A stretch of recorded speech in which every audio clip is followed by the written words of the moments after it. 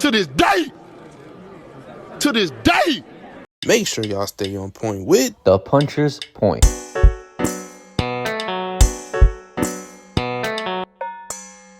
What is good, y'all? Welcome back to The Puncher's Point. Now, look, I don't usually yell on this podcast, but Bomb Squad is finally returning. Deontay Wilder is returning on June 27th against Tyrrell Herndon for no belt, unfortunately, but it is a good return fight. Deontay Wilder, this is his first time returning in over a year. The last time he fought was against Zhang Zhang in June, so when this fight takes place, it is going to be officially a year since Deontay Wilder has stepped into that ring. Now, this fight is going to be taking place in Wichita, Kansas, and it was confirmed by his promoters, Nelson Lopez and Joshua Chase of Global Combat Collective. They told ESPN. And the source for this article is Mike Coppinger of ESPN. So, with that being said, how do I feel about this? Well, here's the thing.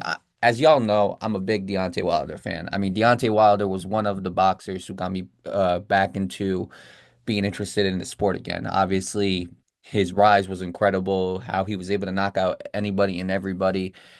Obviously, a former world heavyweight champion. He held the belt, defended it successfully for a decent amount of times. He had the classic trilogy with Tyson Fury.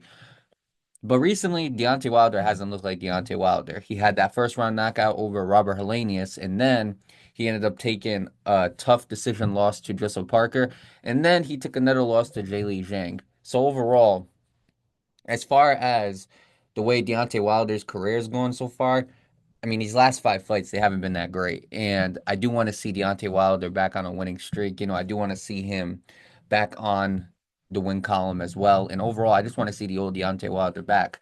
But this Deontay Wilder, he seems a lot more calm. He seems a lot more peaceful. And I'm not saying that's the reason why he can't win fights. But at the same time, I feel like the fire's kind of gone.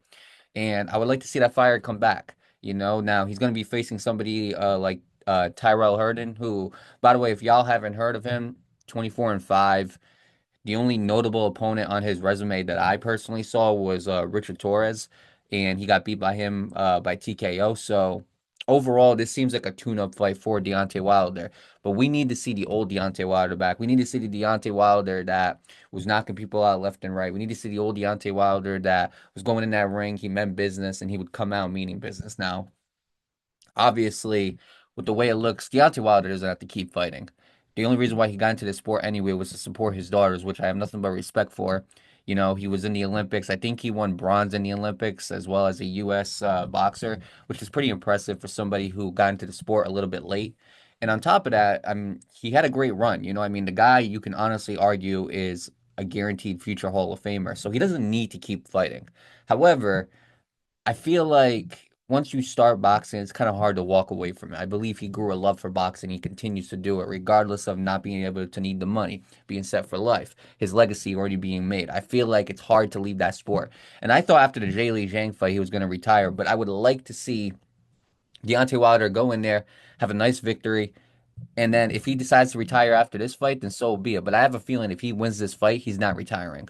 I have a feeling that there's something else that they're chasing, and you might think, well, what fights could Deontay Wilder possibly be chasing? Well, look, at this point, a title shot for Deontay Wilder seems very, very slim. However, there is one fight on that table, and that's Anthony Joshua. Look, at one point, it was Tyson Fury, Anthony Joshua, and Deontay Wilder. Those were the three top heavyweights.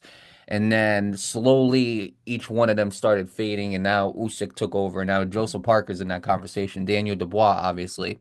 So when we really go and we look at the landscape of the heavyweight division, it's not what it used to be 5 years ago. Deontay Wilder, Anthony Joshua, Tyson Fury, they're not at the top of their sport no more, and they're slowly fading away from that top spot. And so, regardless of that, Anthony Joshua is still a big name. Deontay Wilder is still a big name. Obviously, these two have been rumored to fight in the past and it didn't happen. There's obviously the talks have always been circulating. So maybe this is a tune-up fight to see where Deontay Wilder's at.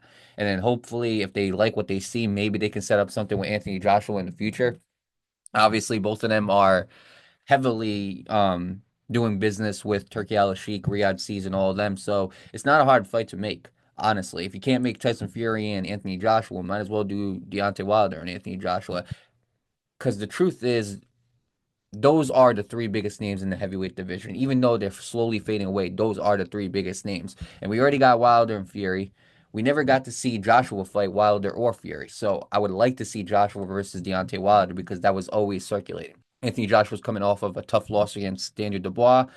Deontay Wilder's coming off of a tough loss against Jaylee Zhang. So overall, both of these guys need this fight, and that's the fight I would like to see in the future. As far as this fight, in my opinion, that's all it really is a tune-up, and and the only thing that's weird about this fight is it's taking place in Kansas, which I don't hear about a lot. But overall, I mean, Wichita, Kansas, they're gonna be introduced. Hopefully they get a good introduction to the Bomb Squad and Deontay Wilder, the Bronze Bomber. And I'm hoping that he can go in there and come out with a win. This fight is set up for Deontay Wilder to get a comeback. This fight is set up for Deontay Wilder to make a comeback. And the truth is, he has to go and make this comeback. Because if not, then then for what is this for? You know what I'm saying? I feel like if he loses this fight, he has to retire. I feel like if he wins this fight, I wouldn't be upset if he retired. But I think they're seeking one more big fight for Deontay Wilder. And then after that, I think he's just going to ride off into the sunset. But overall, they have to see how he looks in this fight against Tyrrell Herndon. And I don't think he should take this lightly. Deontay Wilder needs this win. I don't care if you're fighting. I don't care who you're fighting. I don't care if you're fighting a featherweight. Deontay Wilder needs this win. And if he don't get it, then I honestly think he should just hang it up. But overall, I mean, we're just gonna have to see what happens with Deontay Wilder. We're gonna have to see what happens in this fight. This fight is going to be on June 27th, Wichita, Kansas. And overall, I just hope that Deontay Wilder can get back on track, but he cannot take this fight lightly. He needs this win. Regardless of who the opponent is, he needs this win. So I'm wishing Deontay Wilder the best, and I can't wait to see the Bronze Bomber back in action. I can't wait to see it. And overall, this is going to be a really short episode. I just wanted to break the news about Deontay Wilder coming back to the ring because he is a big name in the sport of boxing. So overall, I felt like this was a topic that I needed to touch up on. The Puncher's Point needed to touch up on. And with that being said, make sure y'all continue to tune into the Puncher's Point. Obviously, we're going to be dropping prediction episodes, post-fight episodes, news, all that type of stuff. We're going to be dropping all these great episodes for y'all. Make sure y'all continue to tune into the Puncher's Point.